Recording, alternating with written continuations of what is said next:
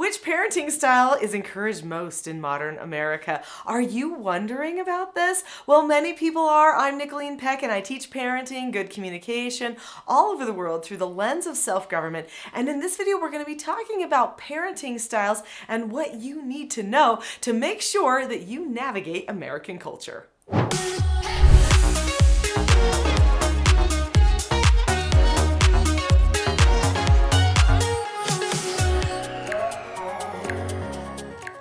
Years ago, people started asking me to teach parenting because I did therapeutic treatment care for foster children in my home. In fact, teens, all between the ages of 12 and 18, came into my home, and I would help them with multiple different things. Many of them were not neurotypical, so they had processing differences, things such as ADD, ADHD, OCD, ODD, RAD, FAS, kleptomania, compulsive lying, bipolar spectrum issues, things like that. And usually they had multiple of those components on their files when we were looking at who was coming, and there was trauma too, right? So there was a lot happening, and my job, because they were older, was to help them hopefully fix some of those issues and prepare them to have normal adult lives and to move them forward. Now, I've raised 4 children of my own as well, but what I recognized really early on was that you can't just intimidate a person to have a change of heart and to start processing differently. And a lot of people do that with their parenting when they're focusing on all of their discipline and consequences and stuff like that. And so instead, what I did is I examined what was going on with all the different parenting, and I deliberately made a decision about what type of parent I wanted to be. And not just the words I was going to say, but the way that I was going to feel as a parent, which actually meant I had to change me, because I was a pretty strong-willed person that could kind of get in trouble with my words and maybe even say the wrong thing. And so I had to develop a structure for myself. So here I am, minding my own business, parenting these foster children, and guess what happens?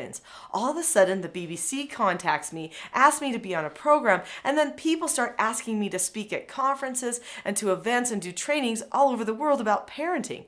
I never knew that I was going to be teaching people parenting. I was just trying to help troubled kids and take care of my own family. But at the end of the day, some of the most important information that people can ever get are, what are those types of parenting I have to choose between, so that they can make a deliberate decision for themselves. This led me to writing a book called Popular Parenting Methods. The Popular Parenting Methods books talks about 3 different types of parenting methods that people use. And most people are a combination between those parenting methods. What they don't recognize is that when they are choosing one parenting method, it can undermine the other moments when they're choosing another parenting method. The ideal is to have one parenting method that is going to be effective the whole time.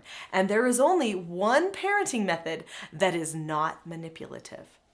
Think about that. It is a deliberate style of parenting. So we're definitely going to be talking about that, but I want to make sure that you understand all 3 types of parenting so that you can make a decision about what type of parent you think you might be. And if you need more information about it, be sure to get this book, because it's going to give you more than I can share in this video. So what are the 3 types of parenting? They go by many different names. If you study psychology or family development, you're going to hear different names attributed to different styles of parenting. And many people will talk about 5 styles of parenting. Sometimes they talk about 7 styles of parenting. But what I recognized after I examined all of it was that there was really only 3 styles. Now, at first, I didn't have names for these 3 styles of parenting because I felt like that some of the other styles were just combinations of these other styles in different ways. So I just had this mental picture of what these 3 styles looked like. Then, after I did the BBC documentary called The World's Strictest Parents, and a man in England wrote an article about the world's strictest parents called What Can We Learn from the World's Strictest Parents?, I finally then got the 3 names that I now use for those 3 styles of parenting. Finally, I said, oh, somebody else has seen the 3 styles of parenting too, and he's got names for them. So thank you, Mark Wanstall, wherever you are, because I needed those words to describe what I had seen. So let's talk about the 3 types of parenting that I learned from Mr. Wanstall's article and that I have now been teaching people all over the world for many, many years. So there is this type of parenting that we are all kind of afraid of. Now, some people have decided you have to do it, so it's okay. There are even some church people that teach you must do it because there is this verse in the Bible that says spare the rod. So you've got to hit the children. You've got to be aggressive. You got to show them who's boss. This type of parenting, people call it militant. They call it aggressive type of parenting. This type of parenting is what I would call the bully fear-based type of parenting. So this is where one person is the one that instills fear in everybody else and they change their behavior because of the fear. So that type of parenting is not very effective at bringing hearts together. It can be effective at changing behavior. And it can be effective at instilling fear. It can also be very effective at teaching your children how to be very passive to a bully or how to be the next bully. These are all lessons that are taught by the bully fear-based parent. The other type of parenting that is very common in our society is what I call the modern progressive parent. The modern progressive parent is the type of parent that focuses on being their child's friend. Now, is that good or is that bad? Let's talk about that. Before we talk about modern progressive parenting and what effects it has on children and on parents, click that subscribe button.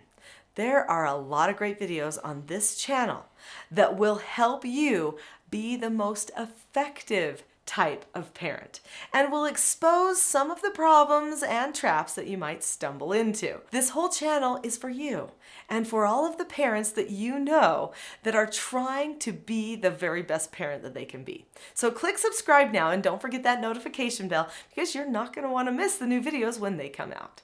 So let's talk about modern progressive parenting. What in the world does that mean? Where did that come from? So many people use terms like permissive parent, passive parent in order to describe what I would call the modern progressive parent. So the modern progressive parent is this parent that says, I want to be my child's friend.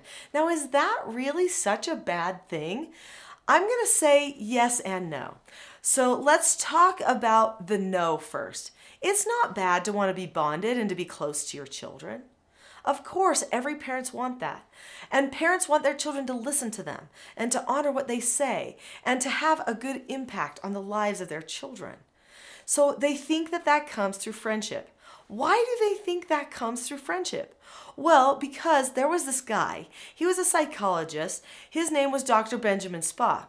And he actually created a whole new revolution in parenting back in the late 1950s.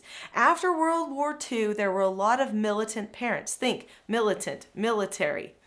What happened in the 40s that impacted what would happen parenting-wise in the 40s and 50s and 60s? Well, it was World War II and a lot of parents being involved in the military. Also, they were stressed. Many parents had lost part of their partnership. They were now single parents because dad didn't come home from the war or something like that. Stress levels were high and finances were tight and people were trying to recover. And those stress levels transferred to more angry and aggressive parenting styles that were coming down at the children. They didn't know how to navigate everything and keep things calm. And so people fell into some bad habits. So Dr. Benjamin Spock thought he'd fix the problem by going to the completely other end of the spectrum. So instead of being bully militant, he's like, just be their friend. Just be nicey-nicey. Let them do whatever they're going to do. And they'll figure it out. They're not going to stray too far away from good people behaviors. But he was actually wrong. We ended up getting the hippie generation, drug-infested, crime-infested, sex-infested generation of people who left the morality of their parents' upbringing and ended up rebelling against law, against social structure, against education, against everything. It was this rebellious time. And sure, some people found a little bit of extra freedom during that time, but they also ended up detaching detaching from their parental bonds and their family relationships and ended up having more depression and suicide at that time than there had previously been in generations before. So interesting. Now, Dr. Benjamin Spock, at the end of his lifetime, many people don't know this, he actually said, I think I might have made a mistake. Oh, well, that should have been put in bold letters on street signs everywhere. Dr. Benjamin Spock might have made a mistake. He did make a mistake. He led parents to be passive in the lives of their children, so they didn't do the instructing. They didn't stop the children from self-destructing like they should have, and they ended up creating more family problems, more aloneness, more depression for a whole generation of people. This doesn't mean that all parenting leads to depression, don't get me wrong there, but some of it can. If the bonds are not made correctly, then that leads to psychological problems for parent and child. Now, I can go into greater details about both those styles of parenting, but I do have that book that I showed you a little bit earlier on. You can definitely look that up. You can find it on Amazon, but you can also find it on my website, teachingselfgovernment.com, and it is going to be cheaper there, just so you know. Anyway, and so you can find more information there about what those types of parenting have maybe done to your family or to you. You might not have thought you were bully fear-based, but there are certain characteristics that you might be able to identify within yourself that actually are part of the bully fear-based type of parenting. Now, some people will go back and forth in between bully fear-based and between modern progressive and being the child's friend. So they think, I'll try to be their friend for as long as I can, but if it gets bad enough, I gotta nip it, right? And so then all of a sudden they become aggressive. They don't know what else to do. So many people think that the solution to parenting is somewhere in the middle between these two types of parenting. I'm going to talk about that solution to parenting, but I've got to make sure that I answer the burning question on everybody's mind who's watching this, which is, what is the most common type of parenting in America? The most common style of parenting in America is the modern progressive parenting. That is the most common type of parenting that parents use, and it actually is creating devastating effects. Children are actually pulling away from their parents more than ever before. So are they getting the friendship? They're not. The parents are trying to manipulate outcome by being a child's friend or permissively letting the child do whatever they want, and the child is actually pulling more toward media, more toward peers, and away from family. It's not working. Boy, could I go into detail there, but hopefully that satisfies the curiosity. Now let's talk about what type of a parent is going to be effective in this day and age, because I think that's what people want to know. Of these modern parenting styles, what one is going to work and help our children and our families the most? And the answer to that is the traditional, strict type of parenting. Years ago, I was on a TV program called The World's Strictest Parents. I was not sure what I was going to think about being called strict. Who wants to be called strict? Strict seems like angry, ornery, controlling, that kind of thing. And I knew I wasn't strict in that way.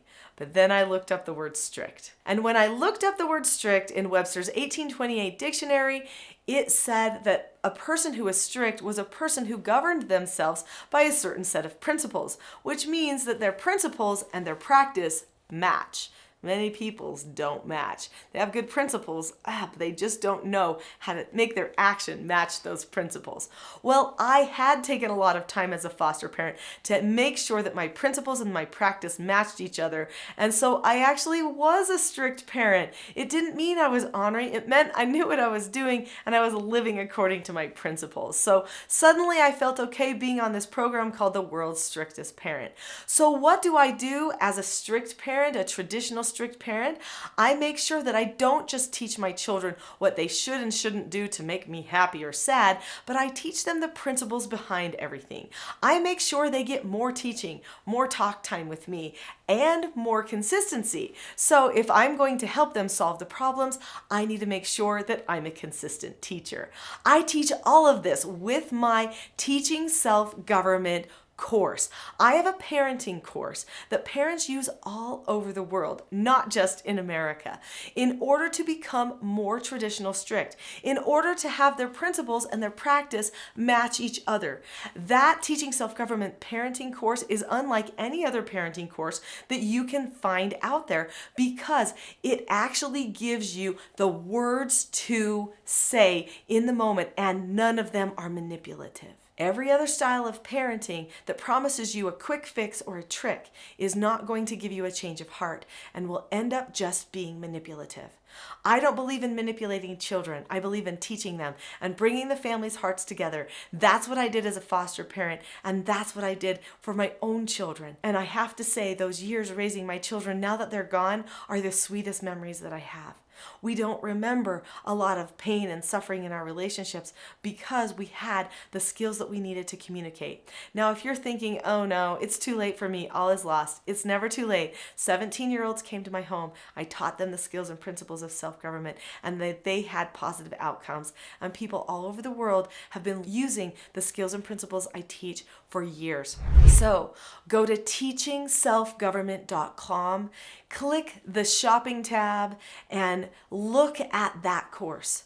Look at the Teaching Self-Government Parenting course. And if you can, get yourself to one of my 3-day parenting mastery trainings.